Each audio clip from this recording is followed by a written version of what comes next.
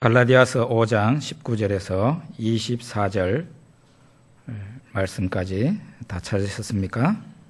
그럼 천천히 우리 같이 읽어보겠습니다. 육체의 일은 분명하니 곧 음행과 더러운 것과 호색과 우상숭배와 주술과 원수 맺는 것과 분쟁과 시기와 분냄과 당짓는 것과 분열함과 이단과 투기와 술취함과 방탕함과 또 그와 같은 것들이라. 전에 너희에게 경계한 것 같이 경계하노니 이런 일을 하는 자들은 하나님의 나라를 유업으로 받지 못할 것이요 오직 성령의 열매는 사랑과 희락과 화평과 오래 참음과 자비와 양선과 충성과 온유와 절제니 이 같은 것을 금지할 법이 없느니라. 그리스도 예수의 사람들은 육체와 함께 그 정욕과 탐심을 십자가에 못 박았느니라. 아멘.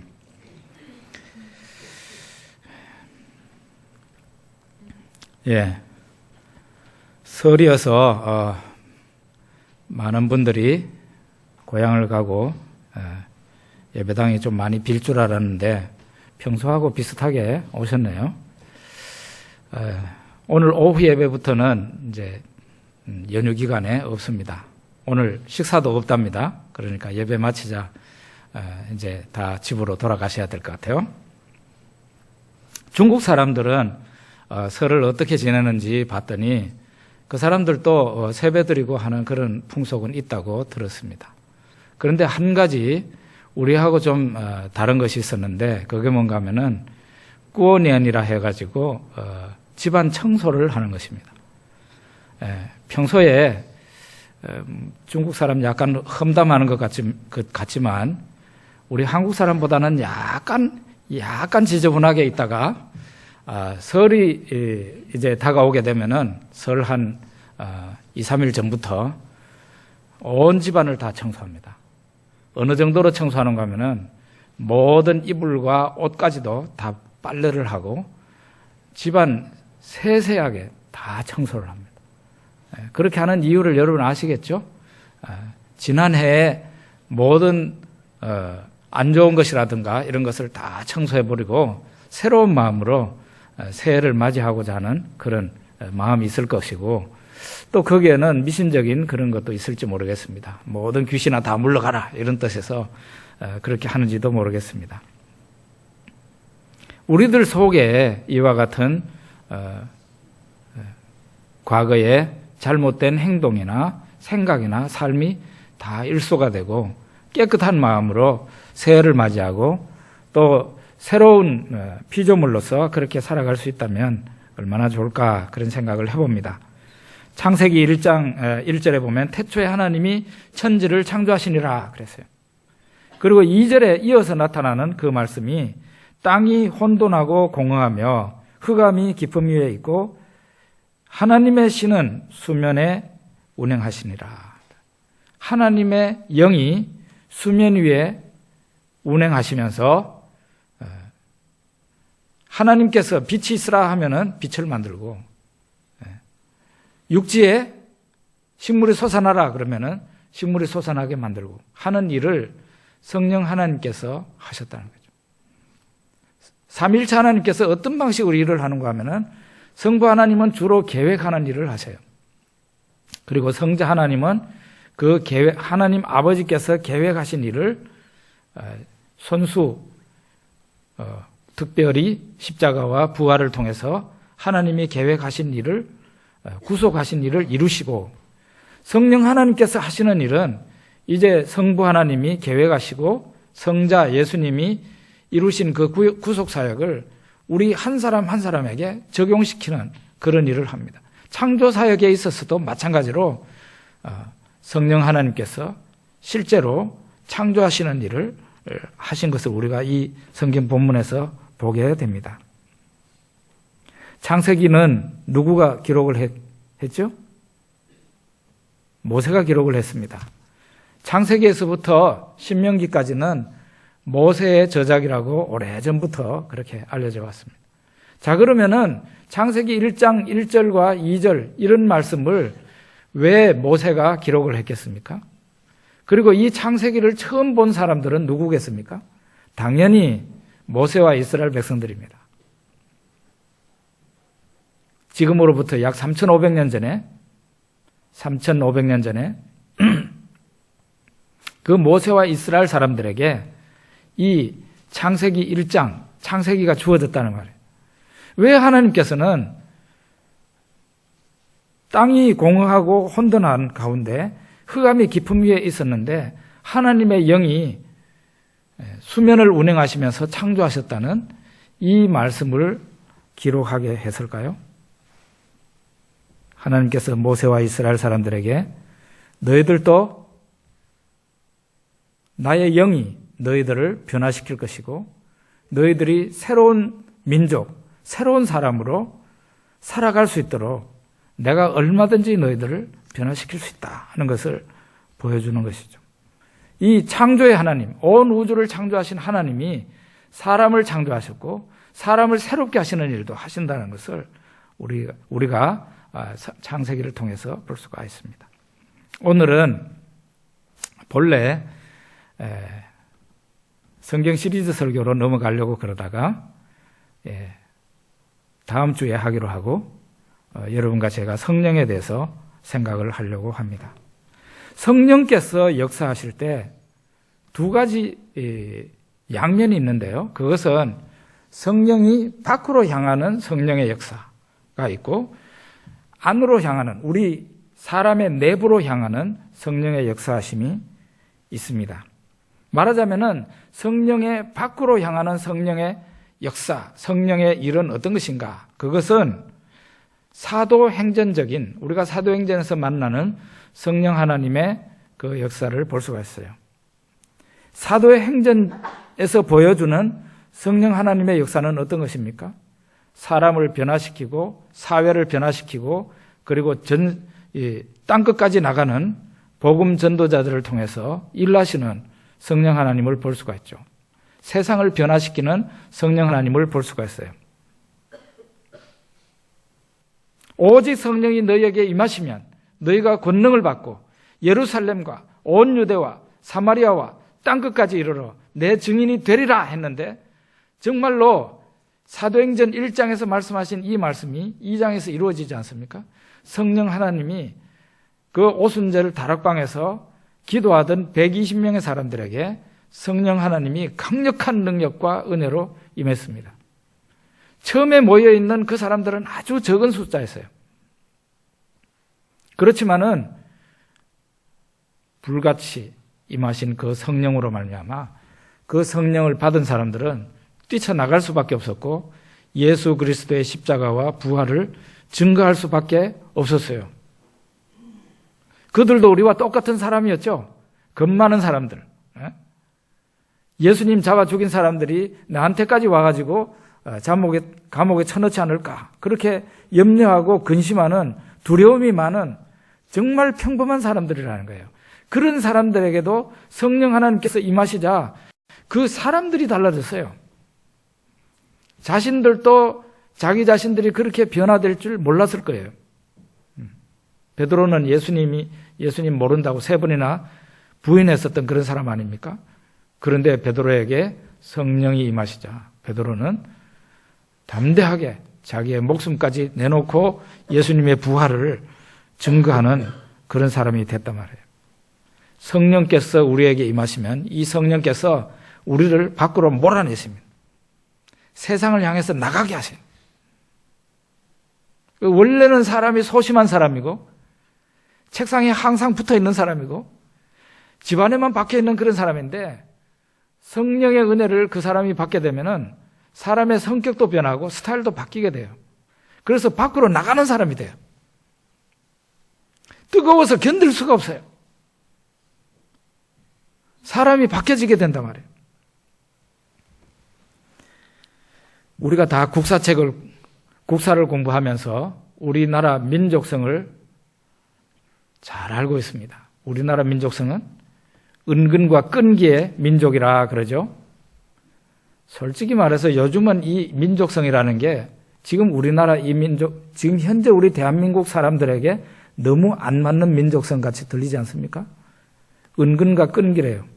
이게 뭔가 하면은 역사상 뭐 정확한 통계인지는 모르겠지만 우리나라가 반만 년, 5,000년 이상의 역사를 가지고 있는데 약 1,000번 정도의 침략을 받았다고 그러지 않습니까?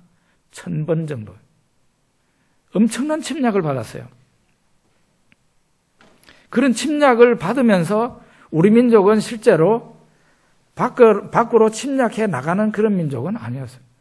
남이 우리를 쳐들어오고 때리고 쳐부수면은 그냥 거기에서 당하고 참고 눈물 흘리고 좋은 세상이 오겠지 하고 앉아있는 그런 민족이라는 거죠. 그러니까 거기에서 은근과 끈기라는 게 나온 것이죠. 제가 중국에 가서 보니까요, 중국 소수민족들은 이 평탄한 토지를 가지고 있는 소수민족이 없어요. 민족이 약하니까 한족들, 중국 민족의 92%를 차지하는 한족들은 전부 다 좋은 땅을 다 차지하고 있고, 한족이 아닌 소수민족 사람들은 전부 다 산 위로 기어 올라가서 살고 있어요. 예.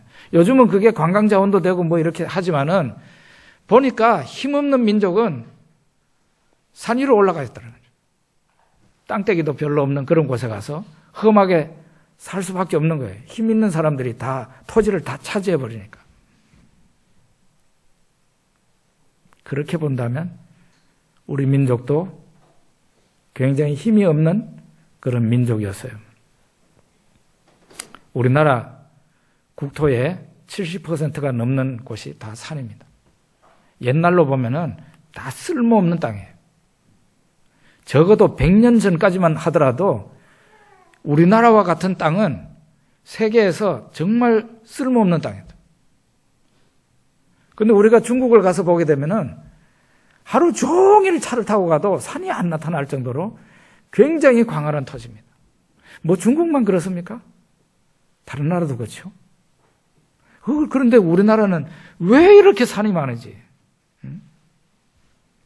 그게 우리 민족이 옛날에 몰리고 몰려서 다른 사람들에게 치이다가 피해서 온 것이 이 한반도가 아니겠는가, 그런 생각을 합니다. 그런데 이 한반도도 대양의 세력과 저 대륙의 세력이 부딪히는 곳이라 여기에서 많은 전쟁이 일어났는데 주로 우리 민족이 당하고 눈물 흘리고 피 흘리고 죽고 하는 그런 민족이 되었습니다. 그러다가 보니까 은근과 끈기라는 그런 민족성을 가지게 됐겠죠.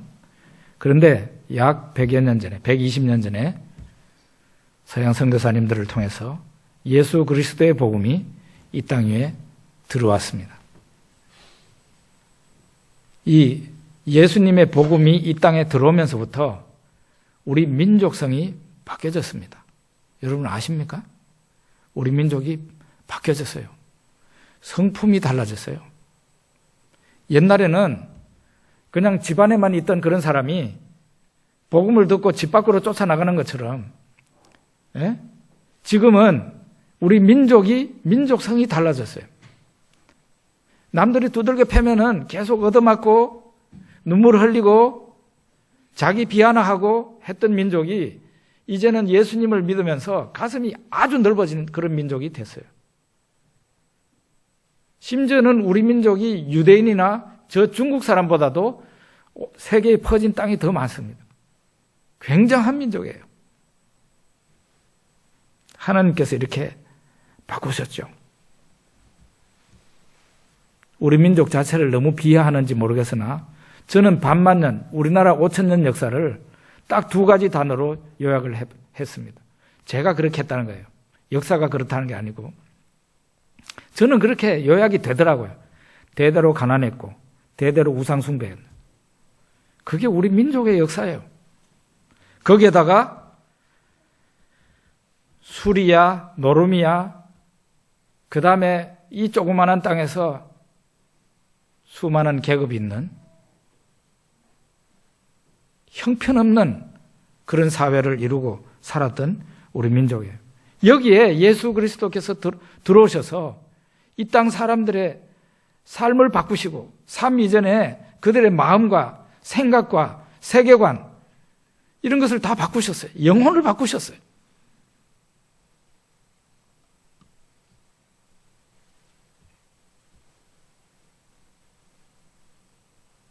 예수님의 은혜로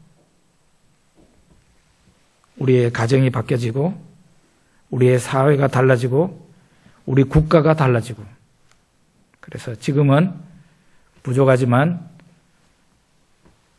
2만 5천 명이 넘는 많은 선교사님들이 해외에 나가서 활동을 하고 있단 말이에요. 선교사가 하도 많이 나가니까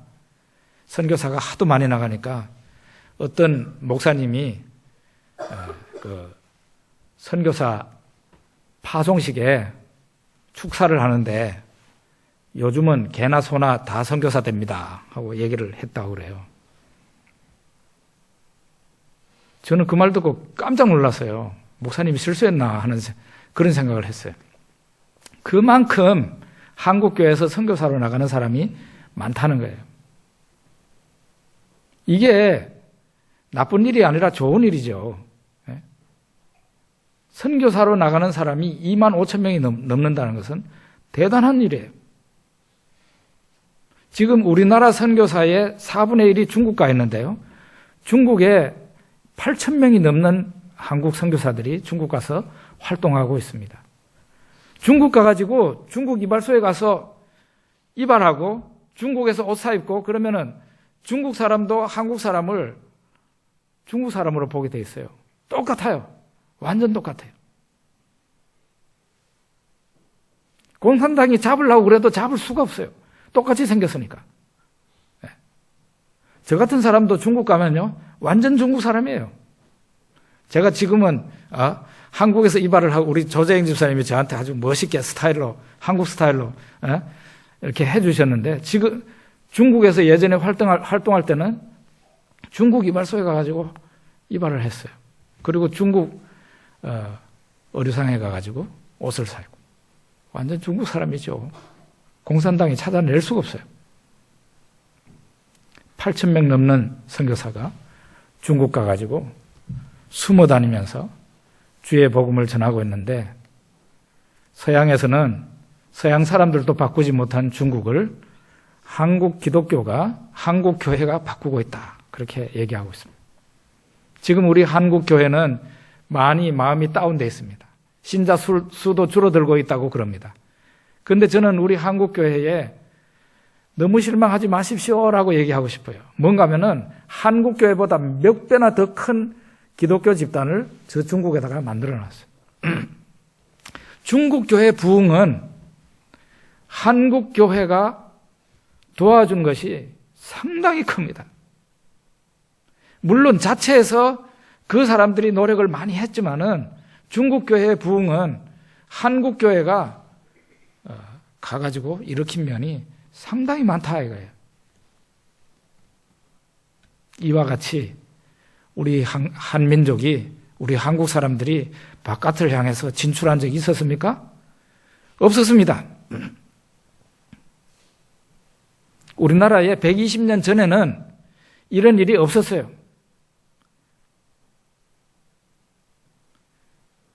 대규모로 나가가지고 국민이 대규모로 나가서 세상 어디에든지 진출을 해가지고 장사를 하고 우리나라 군대가 나가고 우리나라 선교사가 수만 명이 나가는 이와 같은 일은 없었다 이 말이에요. 그게 언제부터 일어나기 시작했느냐. 이 땅에 120년 전에 예수 그리스도의 복음이 들어오면서 사람들의 생각이 달라지고 사람들의 영혼이 달라지게 됐어요.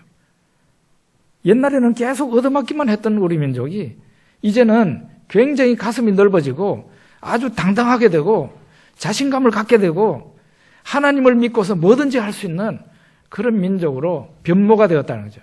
지금 우리 민족 가운데 교회를 안 다니는 사람이 많습니다만은 그 사람들도 자신도 모르게 기독교 영향을 엄청 받은 겁니다.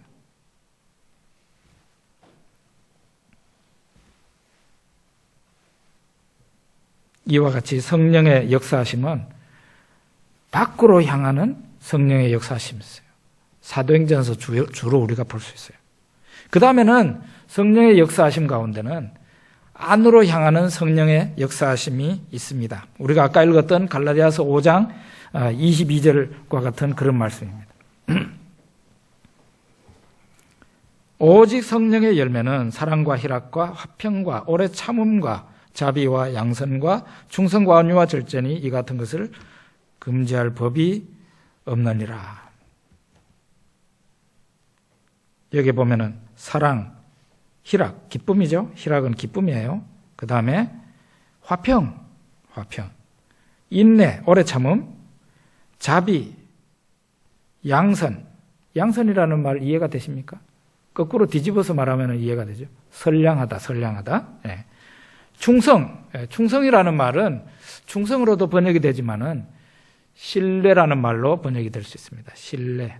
네. 신뢰감 있는 인물로 바꾼다는 거죠. 온유. 그 사람 안에는 굉장한 힘이 있으나 그 힘을 쓰지 않고 겸손한 사람이에요. 예수님처럼. 그리고 절제라는 것은 자기 자신을 통제하는 능력입니다. 셀프 컨트롤입니다. 자기 자신을 통제하는 능력.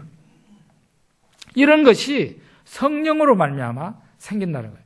이게 바로 인간 내부에서 하나님의 영이 들어오실 때 우리 한 사람 한 사람을 변화시키면 이런 성품이, 이런 인격이 우리들 속에 생긴다는 것이죠. 이게 전체적으로 누구의 인격입니까? 예수 그리스도의 인격입니다. 예수님을 닮게 하시는 것이죠. 나는 마음이 온유하고 겸손하니 예수님 말씀하셨는데 그 예수님의 인격이 우리들 안에 만들어지는 것이죠. 저는 사람의 마음 가운데 가장 바뀌기 어려운 마음이 뭘까요? 여러분 생각해 보셨습니까? 사람의 마음 가운데 좋지 않은 마음이죠. 좋지 않은 마음 가운데 가장 바뀌기 어려운 마음이 탐욕이라는 생각 해보지 않았습니까? 탐욕. 돈을 좋아하는 마음. 이 탐욕이라는 것은 밑 빠진 독에다 물 붓는 거하고 똑같아가지고 이게 적절한 선에서 끝나지를 않아요. 돈을 좋아하는 마음, 탐욕스러운 그 마음을 누구가 바꾸겠어요? 그런데 이런 마음도 변화가 된 것을 우리가 봅니다. 예수님을 만난 삭개오라는 사람이 있습니다. 이 삭개오라는 사람의 이름이 뜻이 순결이라는 이름이에요. 순결.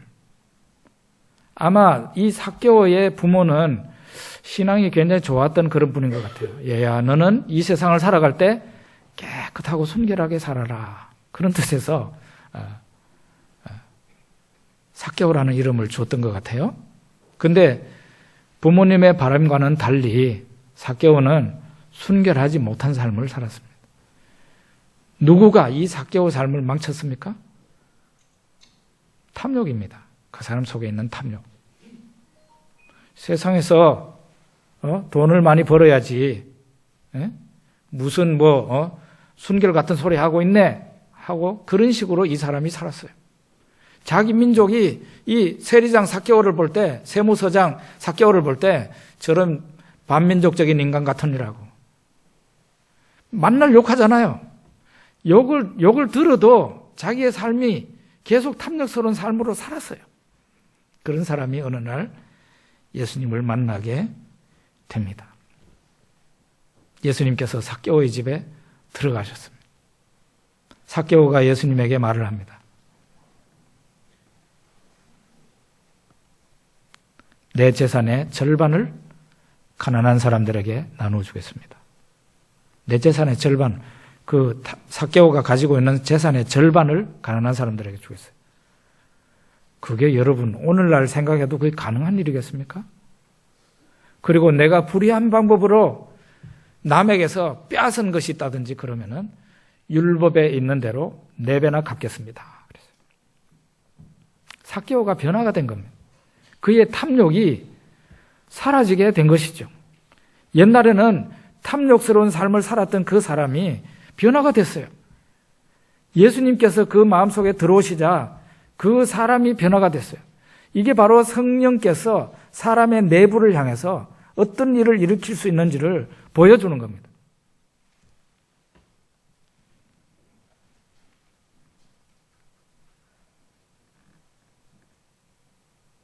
오늘날 역시 마찬가지예요.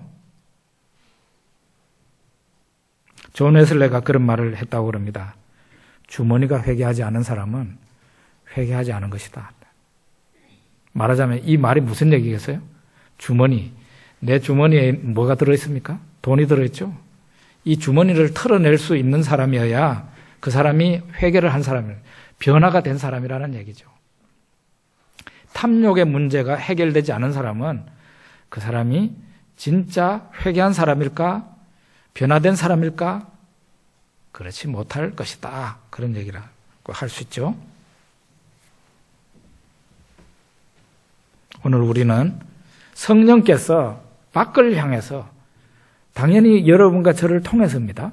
여러분과 저에게 은혜와 능력과 은사를 주셔서 밖을 향해서 나가게 하시는 성령 하나님의 역사가 있다는 것을 사도행전을 통해서 우리에게 보여주고, 이 성령 하나님, 동일하신 성령 하나님께서 우리의 내부에 어떤 일을 일으킬 수 있는가를 우리들이 오늘 이 시간 보았습니다. 작년에 제가 깜짝 놀랄 만한 일이 뉴스에서 나왔습니다. 우리나라 최대 교단, 가장 큰 기독교 교단, 총무로 있는 목사가 화가 난다고, 당연히 어떤 목사 때문에 화가 난 거죠. 그 피목사라는 사람인데 그 사람에게 가가지고 칼로 어떻게 찔렀는지 그 사람을 중태에 빠뜨렸어요. 그런 일이 일어났어요. 이게 어느 평범하고 그냥 시골에 어디 뭐 소도시에 사는 그런 목사가 아니라 교단의 대표적인 목사가 그런 일을 한 거예요. 그리고 얼마 전에는 여러분들이 아시다시피 모신학대학 교수, 그 사람은 성경 원어를 가르치는 사람이었고 독일까지 유학을 갔다 온 사람이었는데 목사입니다. 신학대학 교수들은 대부분 다 목사예요. 이 목사가 자기 딸을 어떻게 팼는지 그 딸이 죽었습니다. 그 죽은 딸을 1년 가까이 자기 집에서 방 하나를 해놓고 숨기고 있었어요. 그러다가 나중에 발각이 되어서 지금 뉴스에 계속 나오고 있는 중입니다. 지금까지 우리 한국교회는 어떻게 하면 전도를 할까? 이런 생각을 참 많이 했던 것 같아요. 그 얘기는 다른 말로 바꾸어서 말하면 어떻게 하면 세상을 바꿀 수 있을까?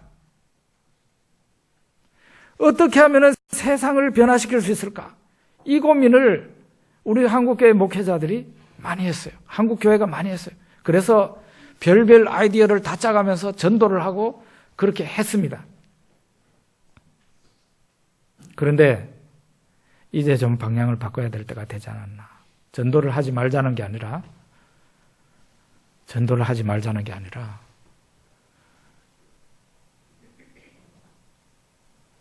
이제는 우리의 관심을 바깥이 아니라 세상을 어떻게 바꿀 수 있을까가 아니라 어떻게 하면 내 자신이 바뀔 수 있을까?